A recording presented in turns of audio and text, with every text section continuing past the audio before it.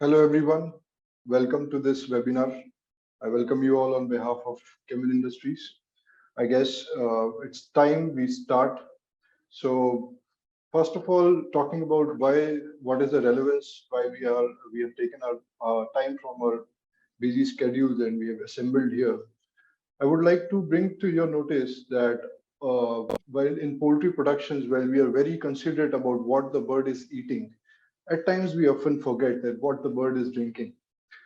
When we look at what water is, it is in itself a nano ecosystem consisting of bacteria and minerals and a lot many things. So it is a self-sustained unit, and when that is being fed given to the bird, definitely its quality matters. It is actually one of the nutrients, and definitely, and therefore it needs to be taken care of. This is one of the reasons why, with the motive of bringing awareness amongst the poultry producers about the quality of water your bird is drinking, to make you realize again that yes, the water that bird is drinking is also very important. We are here with this important topic. I would first of all like you to introduce our speaker here. We have Dr. Susan from Belgium. She is the Global Technical Manager for Kemin Industries, taking care of the intestinal health platform. And she is a PhD in animal science with around 15 years of experience, ranging from commercial flock to practical research. On our panel today, we also have our own Dr. Venkat Shilke. He is the technical head for health for Kemin Industries South Asia. He also has a vast experience of around 15 years. And Dr. Shelke and Dr. Susan will be here to take up all your questions after the webinar. After the session is after the session actually. You can all post your question and answers in the chat box. Those questions will be picked and answered by us here. And in case, because of paucity of time, we are not able to answer the questions, we will come back to you within 7 working days for a reply. On that note, I would like Dr. Susan to please start your presentation. Thank you. Thank you for the very nice introduction, Satya. And thank you all for joining me in this presentation. Some of you have heard me talking about this before. Everybody needs a hobby, but I really feel strongly that water is an overlooked nutrient in poultry nutrition. So it is a topic I keep coming back to. Why? Well, at the very least, it's 1.6 times the amount of water that goes into a bird. That's the amount of food. Of course, if you're very high humidity, if you're very high heat, very high stress, it can be 4 or 5 times in a healthy bird, not a bird that has diarrhea. So we should consider if there's so much going through our bird, what's in it. In particular in the broiler, I mean, I'm always impressed if I see a physical copy of the handbook of the genetics companies. It's so standardized. You've got the diet, the houses, the light program, everything. And then, oh yeah, give them water. And the quality can be very different. However, it's usually, I don't feel it's getting the attention it should. So let's start very simple. It should taste all right. That's a requirement. Admittedly, broiler and layers are not the most sensitive of the poultry. For example, like turkey are very picky. But yeah, it should still be tasty enough that they drink enough. And suitability. And suitability is actually an easy one because poultry, again, they can adapt to a wide range. As long as your water is consistently bad or consistently one way or another, they will deal with it. But you also have to consider we're producing food. So if you have a contamination, say, of arsenic or lead or whatever in your drinking water, it will end up and possibly even concentrated in the eggs and the meat. So it has to be suitable for the bird, but also for the person who afterwards consumes what makes it a bird. Then usability, well, as much as I like chickens, sometimes it's not really about them. So for example, it should not have an effect on the drinking lines, on the technology. That also goes for the treatments you can apply to it. And don't worry, if you're not such a big fan of chemistry, this is the only really big table I'm going to show you. But what should we be considering? Well, pH. Again, I told you chickens have a very high tolerance, even lower than 4. If they adapt it, they can manage a little bit. But yeah, there is what they can tolerate and then what's advisable. Conductibility, it's maybe not a measure you've thought about much, but it's a nice shortcut, particularly if you don't have lab analysis for looking at a lot of water parameters. So it's essentially dissolved ions. distilled water, almost no conductibility. The more minerals you have there, the better it gets. Hardness, unfortunately, there's some math required. I gave you the French and the German here. I am German, so get the German hardness. It's always the dissolved calcium and magnesium, and you'll find tables where you can convert one to the other.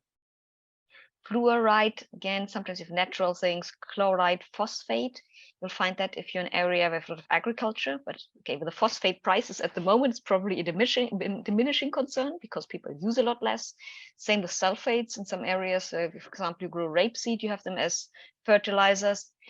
If you have a high density of animal production in the area, then you might want to look at chemically, it's almost the same, ammonium nitrate, nitrite, the different oxidation levels. Iron, again, if you have high iron, you know it because you can see it. Manganese can be a concern in well water. Yeah, calcium, again, that ties to your hardness, of course, and magnesium and sodium. Very, very important, sodium. And then, yeah, the physical aspect. If you can smell your water, you're probably not that suitable for your chicken. It's certainly not suitable for you. So if you think, that's not that nice, but really the one that I really stress is think about sodium, because there can be seasonal variations. You've a lot of surface water, a lot of rain, you said, super, very low sodium. But as it gets drier over the course of the year, it might get higher. Because this is one of the leading causes actually of wet litter. When people see wet litter and they think of this pathogen and that pathogen the next, but it might just be sodium. They even start optimizing amino acids because they think there might be too much of one or the other. And it might be really just simply that they drink a little bit much and the water is a bit salty. And then, well, ideally your water shouldn't be alive either. And there's two things. Well, first, the total counts, what you can grow, usually for practicality's sake, aerobically at 22 Celsius and 37. Coliforms in particular, because we know, there's a host of things that can be in the water. The debate is still out, in Campi, they say Campylobacter, it is a concern, coli as well, it's a concern, surface water contamination, that they can lead to disease in your birds. So ideally, you don't want zero, but at least you want a low enough number. Streptococci, again, they should be absent in 100 milliliter. Clostridia, if there's sulfite reducing, again, you can find them by smell. So if you can find your water well by smell, then you probably have something with sulfite in there.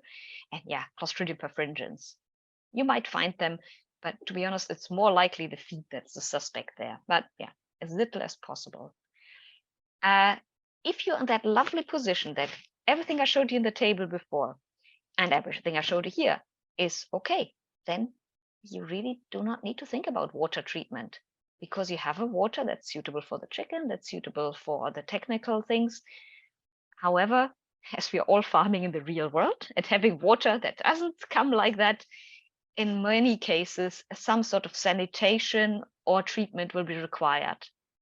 And now I'm trying to behave and stay within the time that was given to me, but I'm going to give you a very quick overview about the different things you have as for comes to sanitation, but also when it comes maybe to changing the quality of the drinking water. It'd be very quick, but I've heard rumors that there will be a recording of that, so you might be able to watch it back.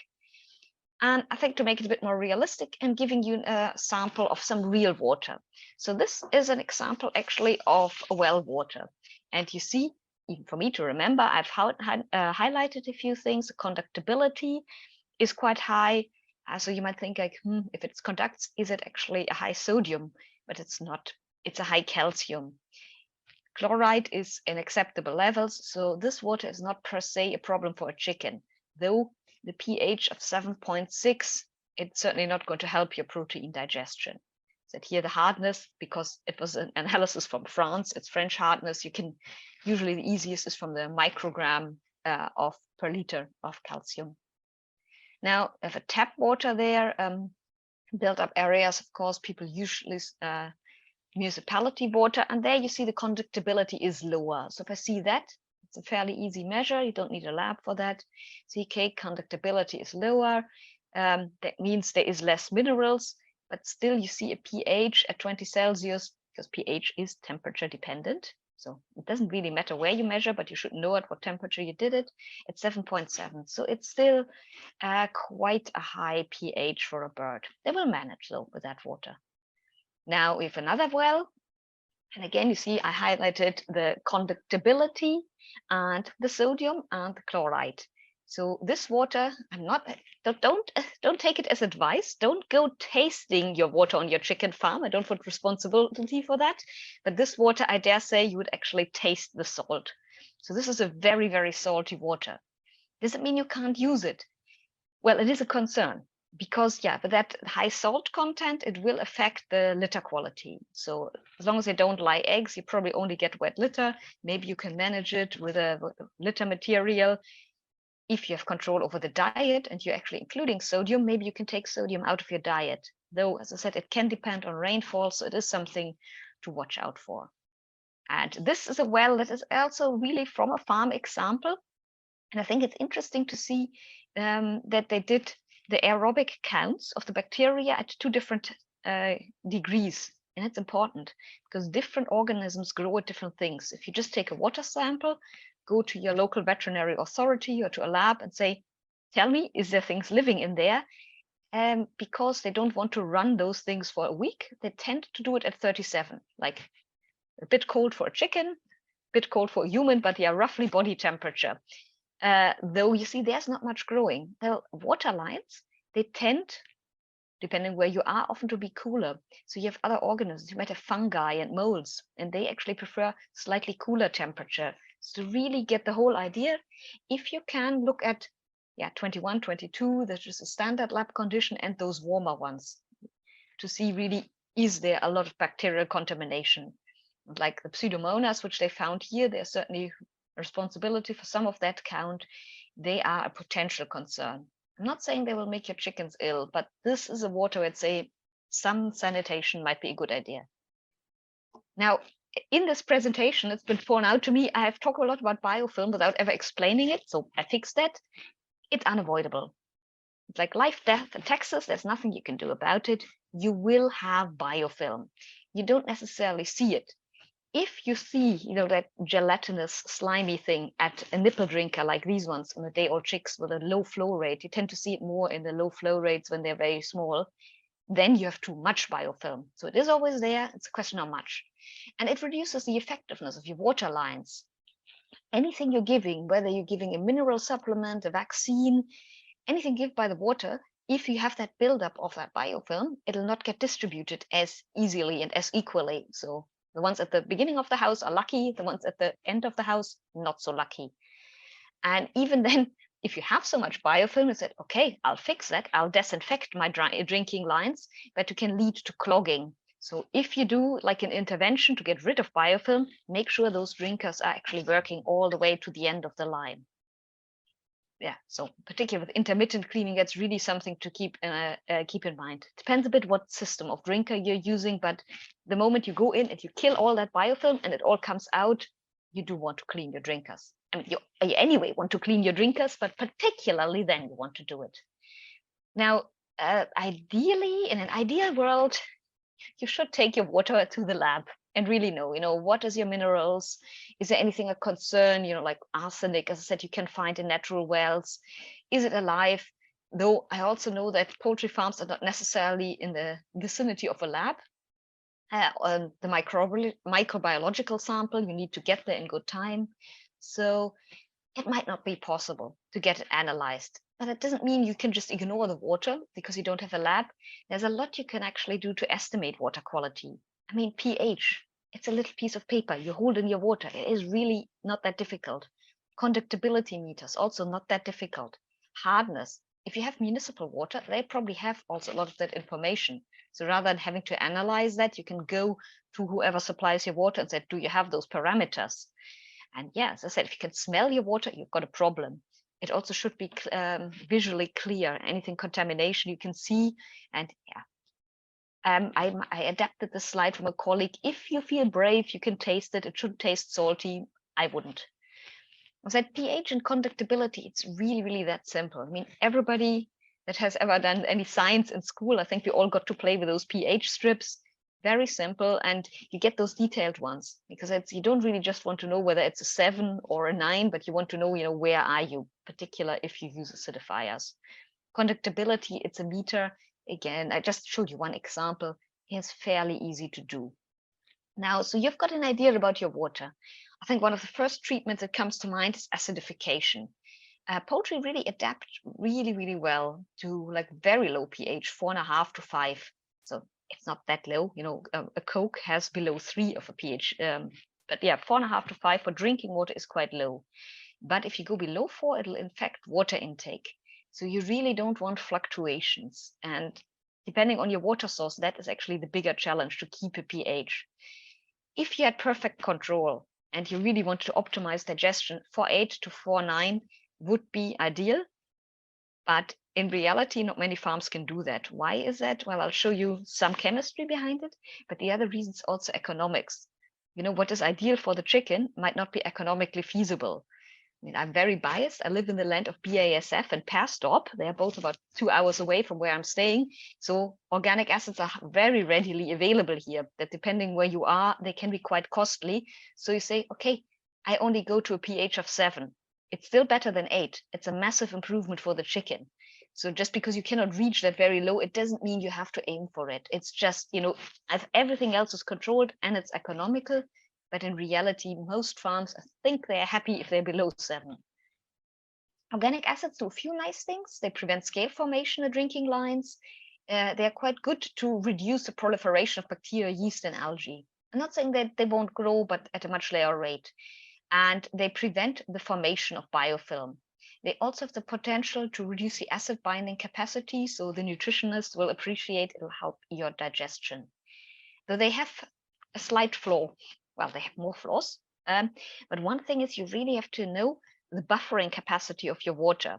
I'm shown here just was a liquid acidifier that was used, and the same rate. You see the pH starting was all about 8, so a little bit alkaline. And then they started, it's always by 100 mil, the acid. And you see particularly the blue line, not going into the details, is 2 physical or chemical characteristics of water behind that. You see even at 200 mil, it really dropped very massively. Why is that? Because it was almost like demineralized water. So it has no intrinsic buffering. So it's very hard. I told you it's not so much about absolute pH, but you want to have a more or less constant pH. And you can see dosing, to the 50 gram accurate. It's a challenge for a pump, and it's certainly a challenge manually. So if I had the blue water, I probably would not acidify because it is so difficult to control it in that narrow gap. The green and the yellow water, yes, the yellow water would be very safe, but you'd have to buy a lot of product to get to the desired pH. If you say you want to go to 5, it's 2 liters. So you might not want to do that either. If you're somewhere on the green line, yeah, that would be a classic farm set. Yep, that's a good one for acidifier. My point here is it's not acidifiers are good or are bad, but they might be very suitable for some farms and not so suitable for others. Now, I think when you think of water sanitation, whether it's a public pool or whether it's your drinking water, one of the first things that springs to mind is chlorination. So what is actually active in the chlorine? It's the free chlorine, because it's not the free chlorine, you'd have the chloride that have the same effect. If you know, salt does not, in reasonable concentration, not disinfect. It has one major drawback. You need to be fairly good with your pH. I showed you those farms at the beginning. One of them started at a pH of 7.9. Your chlorination would do nothing there. You'd get the chlorinated smell. You'd think, I'll put the product in, but it's not active at that pH, so you get no effect. The hardness, of course, it's tied to the pH. Very hard water tends to have a high pH. Conductibility, again, tied to hardness affected. Also organic contamination. What do I mean by that? Well, you put in a certain amount of chlorine, but that doesn't guarantee it is in there. If you've got biofilm, if you've got organic contaminations, you see what happens to my heading, it slowly goes away. It's like the chlorinated drinking water. At some point, the chlorine is gone. You need at least a contact time of 20 minutes in most temperatures, and there you have the advantage. Unless you're in winter in the Punjab, I think you'll be okay with 15 Celsius, but you need a minimum temperature. And the free chlorine concentration at the end of the drinking line should be, well, it's a bit like pH. In an ideal world, 0.15. If you've got 0.1, you still have a good effect. But at the end of the line, because like my heading, it goes away. It has a lot of things, actually. You think chlorine is like the super kills everything, but there's a lot of things that make it lose activity. Iron, at fairly low concentration. So that's not the orange water yet. That is not visible, 0.2 milligram per liter. Nitrate. So if you have a high density of poultry farms, there's an odd that you have a high nitrate concentration in your water if there's surface influx. As I said, alkaline pH and biofilms. Also, if you already have biofilm, it doesn't remove it, so you cannot improve on how it is. Unfortunately, it raises the pH of the drinking water. It also affects the taste. In all fairness, I think it bothers everybody traveling to the US more than it bothers the chickens. They're not that fussed about the taste. If you go too high, and I said there's actually people that tend with sanitizers, they think, oh, I put a bit more in to be on the safe side. You don't get additional benefit, but at some point the chickens will also refuse drinking. And also, well, it's not the most environmentally sound thing. There is one caveat, it's only to do with dosing. If you use acidifiers and chlorine at the same time in the concentrated bucket, you can, in theory, make chlorine gas. If you have an acidified water, you add chlorine, you're fine. If you have mains water that comes with chlorination, you put in acid, you're also fine. But in the concentrated form, there is this hazard to keep in mind. So if you take one thing away from this presentation, don't do that. Now, how do you measure what you've actually done?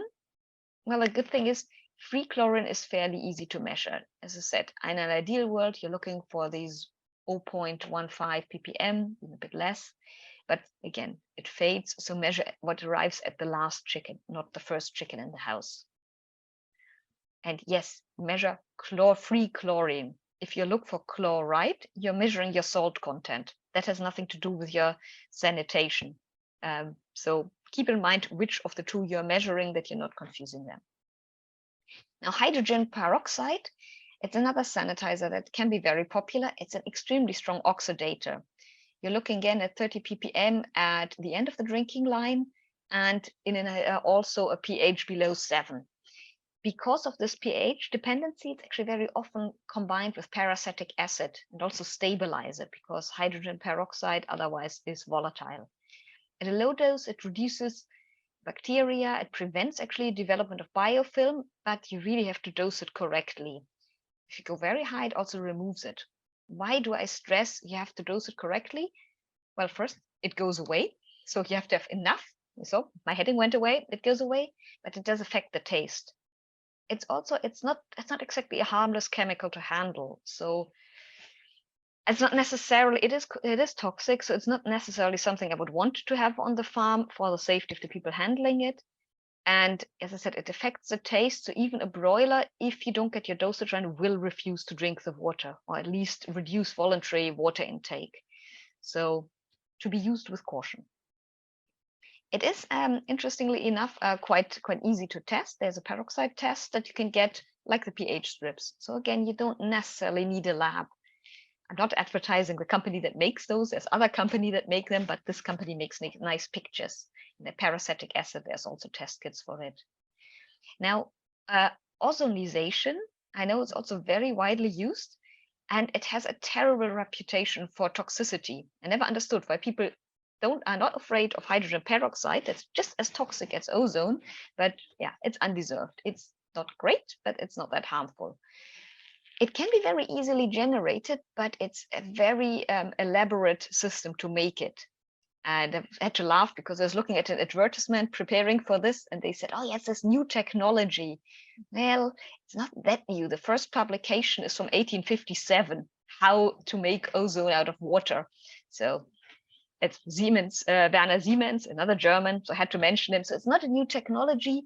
Why is it not more widely spread? Well, it's quite a lot of technology, and now the energy costs a lot of energy to make it. It is, again, it's an oxidator, and it has become a standard in human drinking water, but it's not a surprise. In human side, it's a little bit more economical than for chickens. It also may be used together with acids, but you can also have negative cross reaction when you have natural bromine. I said, if possible, it is good to know what your water is like. It has a few advantages over chlorine. It's less pH sensitive, and it's also not as sensitive to organic contaminants.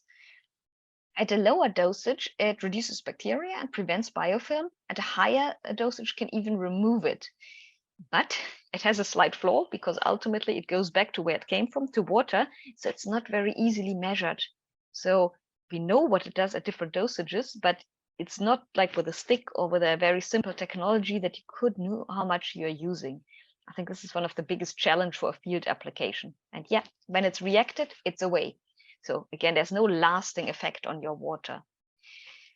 Copper, I don't like, but because it is a standard treatment, or it used to be historically, you have to mention it. It's usually the sulfate, often the acidified sulfates. It's a heavy metal. Most of the Western world, it's actually on restriction because it's a heavy metal. It has a nice lasting effect. It's easy to dose, is reasonably safe to handle, and also it reduces the malodor from the chicken droppings because the copper acts all the way through. It also prevents biofilm, so it doesn't remove it. However, it's a heavy metal. It ends up in your product. It ends up in your manure. There is a reason so many countries have banned it. I think there's enough alternatives today. Nobody should be using it. And then there's a lot of chemicals. So when I was preparing, like, ooh, there's so many to talk about. So I'm just picking some of them as example. They're usually effective individually, but often you have synergies because different organisms have different minimum inhibitory concentrations. So if you can have an effect with one and another with another, then you get good synergies. The nice thing about these ones is you have an effect along the water lines and they stay. You know, I showed you the chlorine, it fades, the ozone, when it's reacted, it's gone. These chemicals, they tend to hang around because they're not as reactive.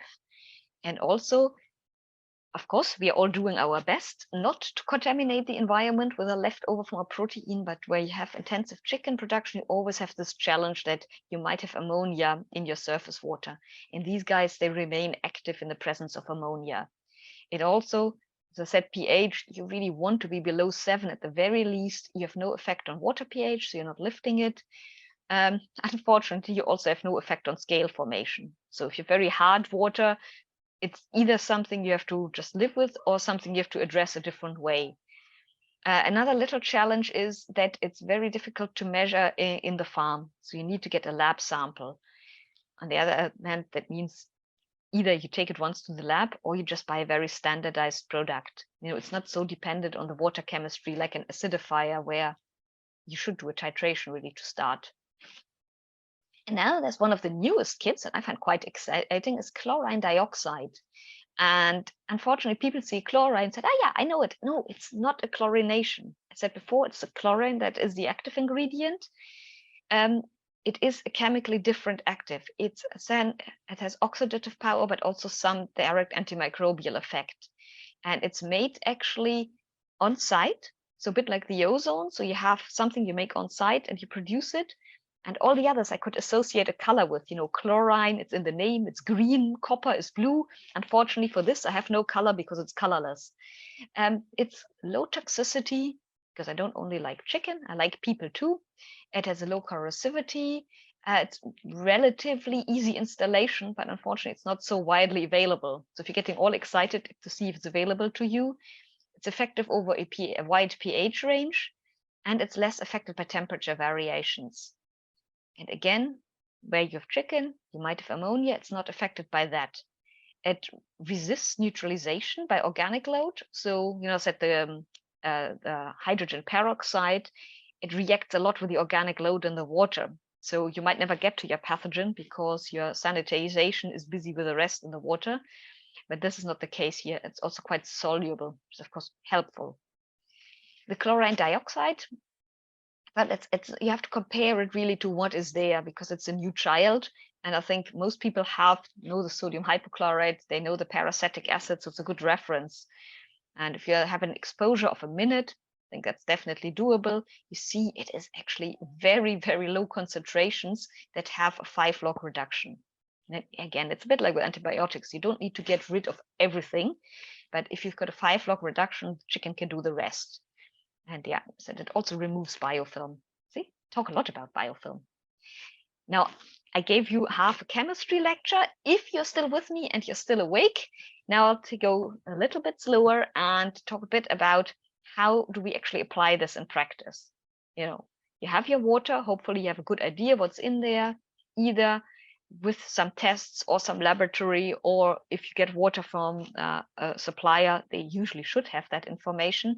Now you have to go, how do you take those treatments and apply them to the water you have, keeping in mind, what's your pH, what's your hardness, do you have ammonia, do you have not, do you already have scale formation in your drinking lines you might want to consider, and then you go through it. Well, the most crucial, I think, is when you start, you get it all really clean, and it's between cycles. It's called flushing. No living animals are present. So if you've got hard water, you want to get rid of the scale, because the scale is affecting your flow rate. You need more power to move the water. Also, the biofilm attaches to it. So if you remove the scale, remove biofilm, you also make it harder for bigger amounts of biofilm to grow, and you disinfect. You do need a high concentration, but there's no birds. So it's not like you have a flow rate, you just fill the system, you let it sit for at least 24 hours, and then you rinse several times before you're putting birds in. The very crucial thing, all those chemicals used for flushing, you use them when there's no birds present. So this is really, you're looking at the mechanical, you're looking at your drinkers, your lines, your pumps. While you're at it, maybe you can look that your pumps are dosing at the right rate. It'd be a good time to do it as well. If there's any rubber seals, this is the time to replace it when there's no birds, and then you let it sit and clean it all. Of course, there is an epic list of companies that's selling you various products, so I'm just giving you an indication. You've got the organic acids. Also, in this case, it's actually recommended the ones that blended with the inorganic acids, because the inorganic, they have a very strong pH effect. So a bit dodgy with the birds if you don't have a good control of your pH. But if there's no birds, well, if you have a pH of 2 over the pH of 3 without the birds, it doesn't matter. And they are very, very effective of scale removing. The biofilms, though, they're really tough, actually. They will resist quite low acid levels. Hydrogen peroxide will remove biofilm, but it won't remove the scale. So if you have a really rough line, you still have attachment sites for the biofilm. Then you've got this acid hydrogen peroxide combinations. You've got the pure inorganic acids. I mean, the chemistry is a long catalog, so I cannot even give you an indication, use 1 liter, use 2 liter. It really depends. It's mostly a pH effect. Very effective at removing scale. I mean, if you have a kettle to boil water, you'll probably use citric acid, or hopefully use citric acid to remove the scale there. The same principle that you have in the water lines.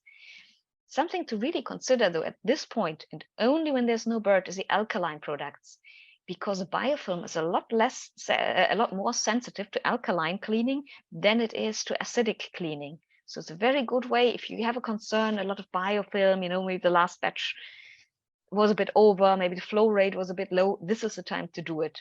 Of course, you don't want to drink it, neither does a chicken. So very, very important to rinse well after that.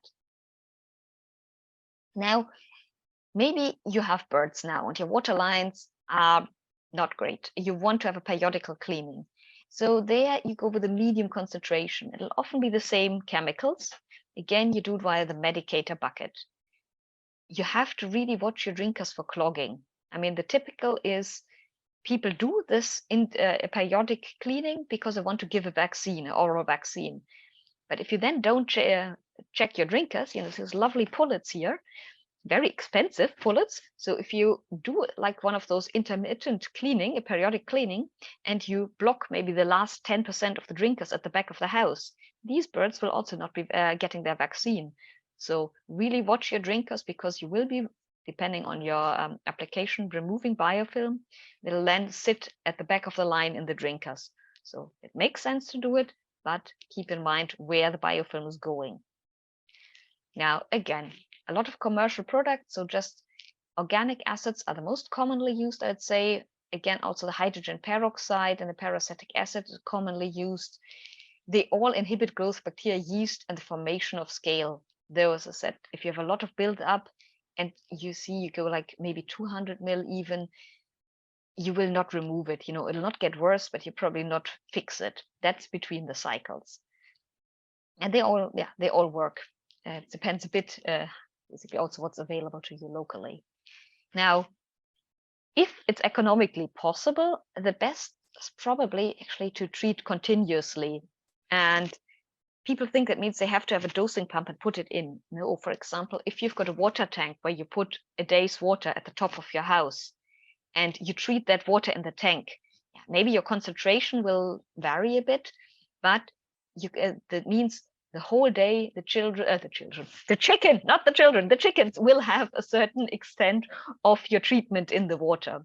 So that is a continuous treatment. Even if only once a day you put it in the tank, it will continuously coming into the birds, maybe at a bit of variation. And then you have the best chance to preventing the growth. And if you really do it from setting of the day-old chicks until the end of the cycle, you can do a lot of prevention of bacteria, yeast, and molds. You also will prevent most of the biofilm formation. So whatever else you put in the water, it'll be nice and go to all the drinkers. You also will reduce the acid binding capacity. Again, if you don't acidify your feed, that is helpful. You only need a moderate concentration as well because you do it continually. Well, I said you might also benefit something else in the drinking line. I think it's not a surprise to anybody here that most organic acids actually benefit digestibility in feed supplementation. So it's very common practice in various animals that everybody that's not a ruminant essentially will benefit from organic acids. Some are also more palatable. So nobody likes formic acid, but most of us like the higher ones, including humans. The interesting thing though, it's not a pH effect, because if you do the same pH changes and you don't see very much in the gut with an inorganic acid, you do not see those benefits. And that is well documented now. It was always a debate, but it's well documented now. Also, you see some microbiome effects in the crop and in the beginning of the digestive tract, but already at the proximal digestive tract, and you don't really see that great a microbiome effect. You see changes, but nothing significant. Also, of course, dosage matters. So there's a lot of studies that also document if you overdose on your organic acid in the feed, you harm both pathogenic bacteria as well as the beneficials. Lactobacilli have a good acid tolerance, but they have their limits. Eventually they'll also drop. So it's not all good. But why do we like them in the feed? Because we don't know how, but organic acids can improve dry matter utilization and protein utilization in diets. Found a very nice quote when I was looking, what's the state of the art? And essentially it was a very big meta-analysis of all the in-feed supplementation, but yeah, it ends up in the same bird. So I think we can take a lot of inspiration from that. It says, well, we know they work, but it's not fully understood how. So when you use acids for water sanitation, you can also expect those effects on feed conversion. So it's not just about the water. But now back to the water. And how do you apply products for continuous use? Again, I gave you the whole list. You've got your organic acids, and depending on the water you start with, you see, I started a quarter of a liter, and it seems very low. But if you think of the water at the beginning where I showed you, where even 100 milliliter had a half a pH change, you need to know your water. And then ideally, you don't just always put in the 300 ml or whatever you put in, or the liter, but you check your pH continuously, because as your water changes, your pH might change. Chickens are tolerant, but they don't like a pH to vary wildly. So it is something to keep an eye on.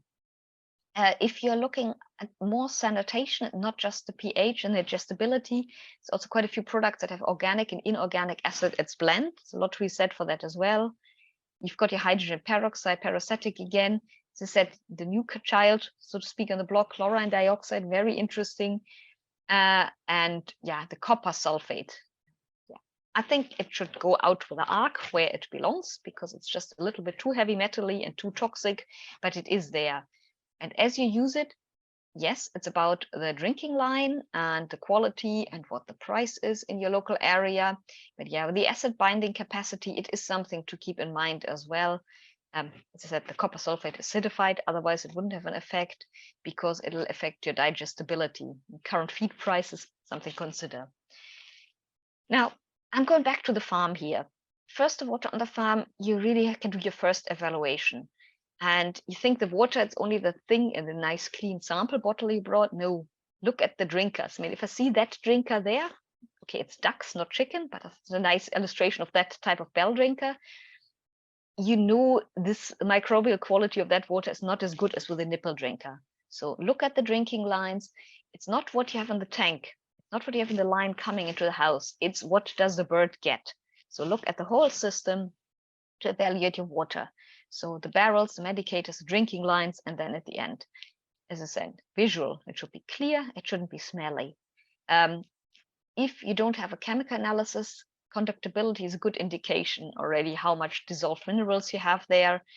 And yes, a high pH, again, very easily measured on farm. It indicates that you might have a problem with hardness. That if you boil your tea water in the farm, you'll also know if you've got hardness because you've got the mineral deposits in your tea water. So high conductibility, high pH, that's really your indicators for scale. Now, if you have the opportunity, I would advise, if it's possible, at least to get it once analyzed in the lab, because then you can understand a bit better what your water is doing. For the chemical, you need 1 liter, and you can take it and drive around a week with it in your car, and you'll be fine. If you have the opportunity and have a concern on the microbiological side, again, you advise to take at least 1 liter in a clean glass bottle, ideally, if you can. But don't take it in the morning and drive around for a day with that, and then in the evening before you go home, give it to the lab. So this is as quickly as possible at as reasonable a temperature as you can measure. Take it from the farm, take it to the lab, because otherwise it'll just continue to grow and won't give you an indication of what your birds are actually drinking. Now we've done all of that. We know our water. We've decided for our needs, as to feed conversion, sanitization, scale formation, biofilm, everything you're after.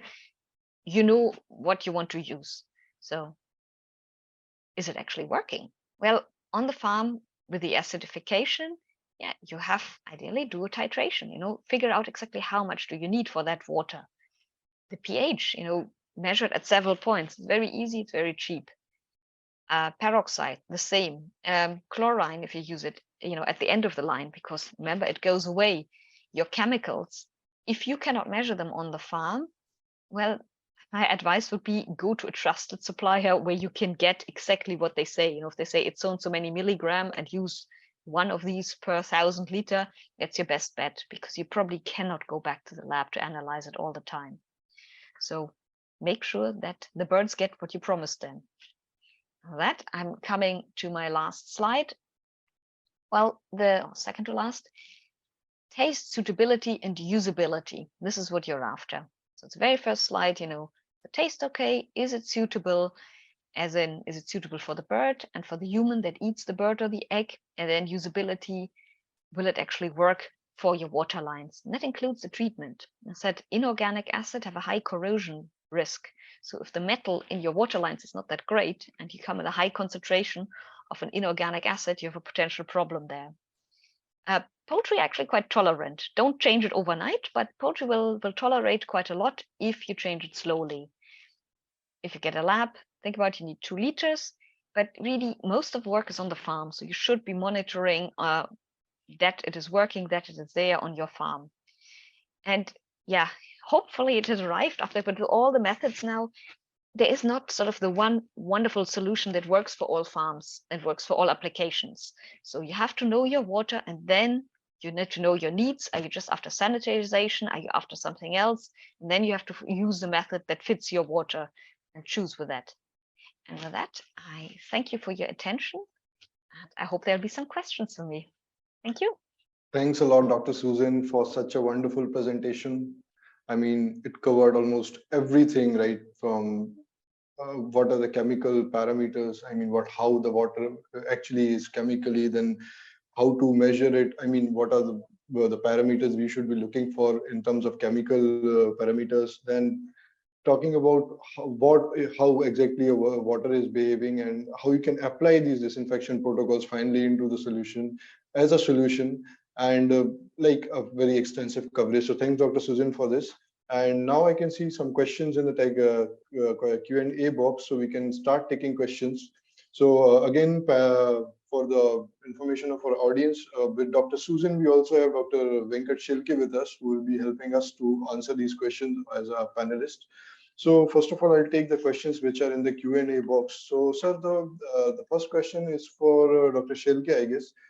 that in case of salmonella infected broiler farms, like because this is particularly in context of Indian scenario, so I would rather ask like Dr. Shilki to answer it. So in case of Indian scenario, if the broiler farms are infested with salmonella infections, then what sort of sanitation protocol is suggested by you? So you need to open your mic. Yeah, very nice question and practical field oriented question. A lot of time our customers used to get the salmonella infestation on their farm. So only by doing the sanitization, we could not able to control that salmonella infection. In fact, we all know this salmonella will be entering in the farm by any way. It may be through rodents, or it may be through water, or it may be through vertical transmission from breeders to the chicks, that is offspring, or through feed. So better to use chlorine based compound or chlorination along with acidification. A lot of time, as Susan also highlighted in her presentation, uh, accepted or recommended pH of water for the poultry consumption is in between 5 to 7 or 7.5 maximum. So if your water pH is, as per the Asian countries or Southeast Asian countries or South Asian countries, water pH will be differing from season to season. And most of the time, water pH will be more than 7.5 throughout the year, except rainy season. So it is advisable to do water acidification first and then chlorination. That will be better to minimize your secondary complication or salmonella infection up to some extent, but only water sanitization will not take care of your salmonella infection. For that, you have to do feed acidifiers or antibiotic usage, or in non-antibiotic using countries like Bangladesh, we can able to use antibiotic alternatives which can control the salmonella infection. Okay. Thank you, Shilke sir, for your answers. Now, next question I would like Dr. Susan to answer. Like, we do vaccination in drinking water in case of almost all the birds. So, what would be the recommendations of stopping sanitizer in during vaccination times? Well, I would certainly have it first before the vaccination, so you have the nice drinking lines. And then it depends, do you use a live vaccine? Because the live vaccine is almost guaranteed sensitive to all of your sanitizers. So with a live vaccine, you need to be sure it cleans out. I mean, you know your flow rate, you know how long it takes for your tank, or if you have a continuous pressure, until you stop sanitation, there's nothing left in the water. I'd play it safe, maybe 4 hours before, because that's how long biofilm takes, that you're 4 hours before you have your vaccine put in, everything is cleaned out the line. Afterwards, it's actually, again, you'd be very safe with 4 hours, because it's, in a big bird, the slowest gut passage. So whatever vaccine you have, it's done in, if it's a live vaccine, it's a dead, it's out of the bird. So if you then start your sanitation again, you'll be safe, it cannot affect it. Probably you could even go closer than that, because it's not so much retroperistaltic, but with that you're on the very safe side. I would not wait longer. I mean, of course, you have to be practical. You don't want to come into your farm at 2 in. The birds don't drink then anyway. So because if you give it too long, then you have the biofilm built up, potentially the scale built up. So if you wait too long before restarting sanitation, you can have clogged drinkers. So I hope that answers. Thank you. Now, the next question, I would like this to be an open question, and I guess either or might be both of you can answer it, because the question is related to chlorination. What would be the recommended levels of chlorination? And I guess from region to region, there might be some variation. So I think both of you take that question would be really good. So the question is basically the level of chlorination recommended, and what would be the suitable or recommended range to control E. coli infections to keep E. coli in check? Yeah, I guess anyone can start. As per the South, yeah. Okay. Sujan, you can go ahead. Yeah. It's how much you put in is not so crucial. It's depending on the temperature and your water, that you have at least at the end of the drinking line. That in most European and in the breeder context, it's 0.15 ppm that they recommend, but that is a very safe dosage. It's important not to go higher. Because the problem we see, I see more in the field, is actually people put too much in because of this feeling, if I put more, it'll be more sanitized, but it's either it works or it doesn't. With chlorination, you don't get an added benefit. So yeah, if you are in above pH, if you're above 7.5, you can put as much as you like, you won't have an effect. So I think the most crucial and most difficult with chlorination is actually fulfilling all those conditions that it can work. And then if you're sure about that, you can be effective with very low concentrations. Yeah. Okay. As per South Asian context, most of the farms are in open house farms. So in open house farm, temperature will be ranging in between above 30 degrees centigrade. So as per the Indian context, or as per the South Asian context, for open housing, it is recommended to maintain 2 ppm at drinker level, chlorine level, active chlorine level is recommended for the water sanitization. Okay. Thank you both of you for that answer. Now the next question is somewhat related to ozonization, and I would like to club 2 or 3 questions combinedly to make it in one go. So one thing is, like, apart from the conventional sanitizer products that we're using now, ozonization and RO also, particularly for layers and some broilers, also we are seeing that RO systems are being placed. So first of all, how do you think that these systems, how economic these systems can be? And secondly, what like the residual effect which is required to keep the bacterial populations in check? Are these systems able to give the similar effect as compared to what chemical sanitizers are doing? Dr. Susan Yes. first. Yeah, Susan, you can go. How economical? Well, do you have the system? Because the main economic cost is installing the system for the ozonization. So it takes a long time to be economically viable. Also, it's an older system and it takes a lot of energy. And I don't know, but I didn't do my homework. I don't know about the energy costs in India, but in Europe at the moment, we are all very terrified because they are very high. So if the energy costs are high, it's a very big concern.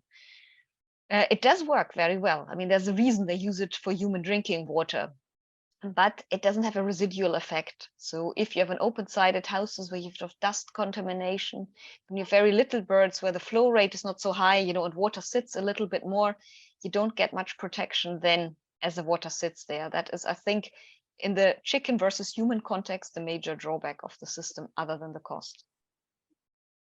Yeah, very true. Your as per poultry industry usage, most of the time our poultry industry water used is from wells or deep well, these bore wells, or sometimes from rivers also. So for this ozonation, whatever water is required, it should be pure without any chemical contamination. If chemical contamination is high, as Susan has recommended, what is the acceptable and permissible limits of different chemicals?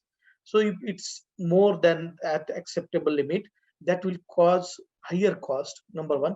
Number two, and investment for this is somewhat higher. Nowadays, in India or South Asian countries, RO plant usage has been increased, but wastage of water is a bigger concern.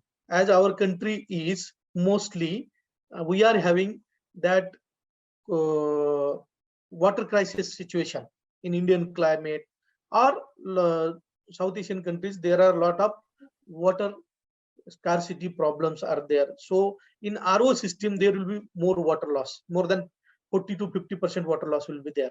That is the bigger concern. But nowadays in throughout globe, this chlorine dioxide water sanitization with applicator system, as per the water chemical composition, nowadays it is keeping up or taking up throughout the globe. So rather than this ozonation or RO system, it is better to use this chlorine dioxide applicator system also for this water sanitization. That is the better option with economic benefits Yes. also. In continuation of that question, Shalke sir, I would like you to throw. Have you come across any, any incidences when like ozone has been found to be toxic for hatching eggs? Because if it is used in a breeder unit, is it toxic for the hatching eggs anyhow? Anytime I have not seen, but more as per my observation and whatever I have read, so there will be no any toxic effect of higher level of ozone also. But if it will be going more than 15-20 times dose, that will not happen mostly Okay. on the poultry units. Dr. Susan, if you would like to add anything to that. As I said, for the cost, the ozonization is out. So it's whether it's toxic or not is not the main thing. That was what killed the copper, the toxicity. The ozonization, not so much, but it was already expensive a year ago when energy costs were still reasonable in the US and in Europe and Russia. But now, as the energy costs are rising, it has disqualified itself. And the only people who still use it are the ones who had the system in place before. And where the systems are paid off, then it might be okay. Okay, perfect, perfect. One more question which has come around, like chlorine dioxide, Shilge sir, you mentioned. So, what are, you said that automatic systems are taking up like across the globe. So, what has been the reasons why on-site preparation of ozone chlorine dioxide was not, we didn't come into practice that much, and now the industry is moving towards an automation for the same chemical? Yeah, very good question.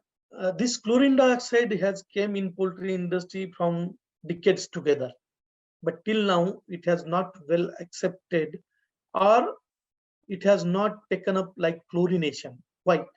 Because of its stability, number one, and mixing of solution A and solution B together at the farm level, and throughout India or South Asian countries, most of the farms will be managed by the labor. So preparing the active solution, that is also bigger concern. That's why it could not able to come up like chlorination. But addition of a chlorine tablet or chlorine dichloroisocyanurate tablet, NADCC tablet, that is very easy. So it has come up very widely throughout this South Asian context. But if there is any good applicator system or application will be easier. Bigger challenge was the application of chlorine dioxide till now. So if there is an applicator or doser which can help to continuously dose the chlorine dioxide liquid in the pipelines, that will be the better option for the customers, and along with that, cost effectiveness will be also improved. Okay. Dr. Susan, one question that I can see in the chat box is about acid binding capacity. So can you just throw some more light about the acid binding capacity of feed and relevance to acid water acidification? Well, actually, if that is animal nutrition, so it's from the feed side. So most of the experience we have with organic acids is on the feed. And we know because particular the really fast growing birds we have today, they have very high protein, and protein binds acid quite effectively. Okay, birds, they can also produce quite a lot of acid, so they do normally okay. But we have seen when there's a lower acid binding capacity, where people optimize for the amino acid profile rather than crude protein, if you can go lower there, you see that you have a better use, a better digestibility. And it also benefits their health, because any sort of really buffered proteiny things that don't get properly acidified, then they don't get digested. That means they end up in the ceca. If you have a displeasure of opening the bird there, you see all that malfermentation in the ceca. It's really gassy because you're feeding potential pathogens. And doesn't mean you get sick birds, but you will see it in your feed conversion.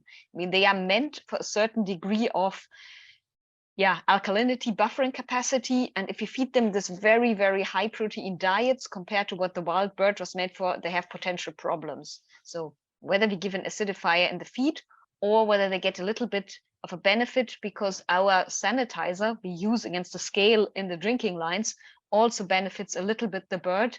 It's, as I said, it's a side effect. You do it for the drinking lines, but you will also see it in your feed conversion and in your overall health.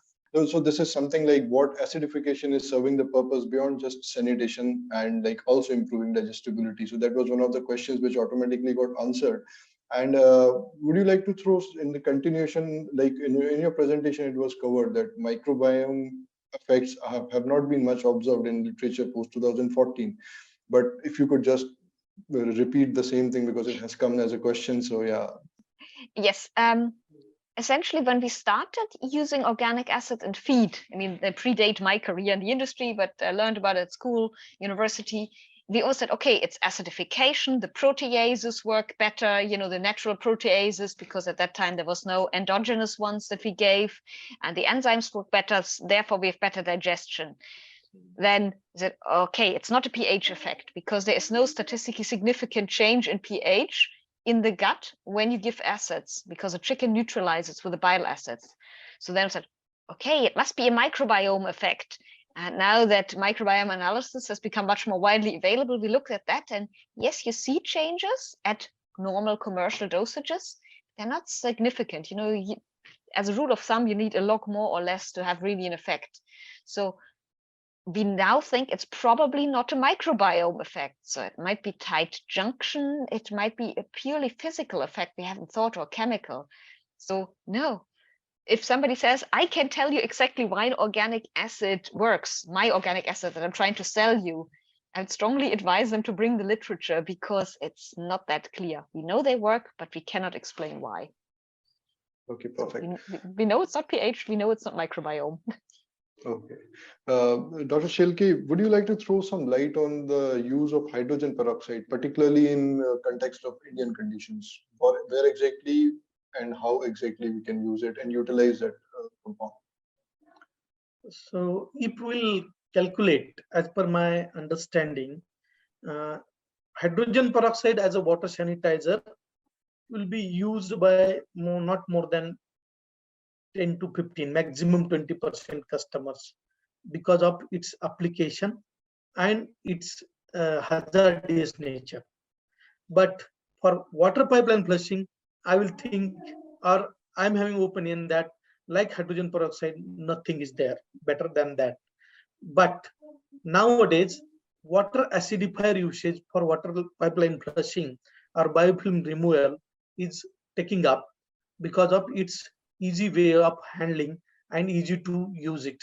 And another important point, as per Indian context, I have observed is hydrogen peroxide quality or its percentage. It should be more than, concentration of hydrogen peroxide should be more than 32%. So its availability is the big question mark. But if you are using hydrogen peroxide for the biofilm cleaning or pipeline flushing, it is be giving better effect as compared to other this one, as per my practical observation. But nowadays acidifier is also picking up with its higher concentration for the pipeline flushing.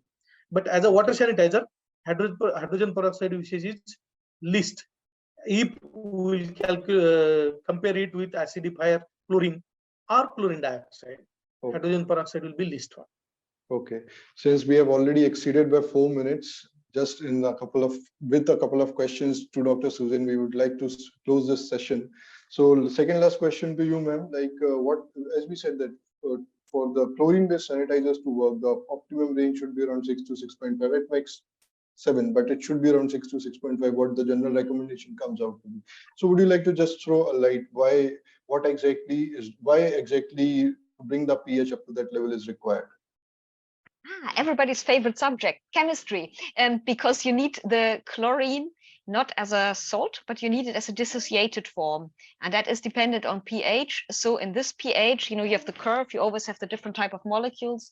And so at that pH, you have the most active chlorine. So chemistry. Perfect. And one last question to you. I'll combine 2 questions in one and ask, like along with sanitizers, which are commonly used, how effective is the use of probiotics that are generally given? Like what should you look in a probiotic when you're giving it in water, and because it's going with the same sanitizer? And is it safe to use antibiotics? Antibiotics also at the same time. That just on that note, the last question, yeah. how much do you like your probiotic? Because if at least most of the probiotics and everybody that has a registration in Europe, which is all of the major commercial ones, are susceptible to the majority of antibiotics. So if you put an antibiotic and a probiotic in the water, you could save a lot of money because you're killing your probiotic. With the others, the sanitizers, it really depends who you are. And it's not even cannot say, you know, oh, I can combine, say, a Bacillus subtilis with a chlorine or an acidifier because it's a spore format. No, you need to know the strain of your probiotic, and then you need to know your sanitizer, and you need to be sure of the concentration. It really matters, and the contact time. So there is probiotics that can be used with sanitizers, but usually you have to check that you don't exceed like 24 hours contact time, and that you really, really know your dosage. And yeah, if you have something like an extremely highly dosed oxidator, nothing survives that. So that even a spore form or probiotic, they cannot do that. None of them can. It's just in their nature. Okay, and I guess the use of sanitizers along with antibiotics does not have any challenge as such if it is required to go give antibiotics in water. Well, it won't harm the sanitizer. A lot of the antibiotics, they are acid based. So if you are going to acidification antibiotics, usually there is one or two which are alkaline. So you should check it. But of course, if it's an antibiotic meant for water application, you know, that big paper nobody reads, it will say what it's compatible with. And if it's not listed there, then the manufacturer should have that information. If they can't provide it, then I maybe would consider where you buy your antibiotics, because they should have that. Okay. Dr. Shilke, your take on that? Yeah. Whenever you are going to use probiotics, it is recommended it should be in spore form and which should be compatible with the commonly used water sanitizer as well as antibiotics. Then only we recommend to use it. And as Sujan also told, for antibiotics, there will be no any effect of water sanitization. Okay, so because we have already exceeded by 10 minutes and there have been a wonderful participation in this webinar. So first of all, I would like to thank everybody, all the attendees who came, who took out their time to attend this webinar. Thank you, Dr. Susan, for taking out time from your busy schedule and helping us out here. And last but not the least, thanks a lot, Dr. Shilke, for taking out your time. So that was all, ladies and gentlemen. Myself, Dr. Satyam Sharma, on behalf of Kemin Industries, thank you all once again. And that would be all for today. Thank you. Thank you all. Thank you all participants. Thank you, Susan. Satyam. Thank you, everybody. Thanks for joining. Thank you.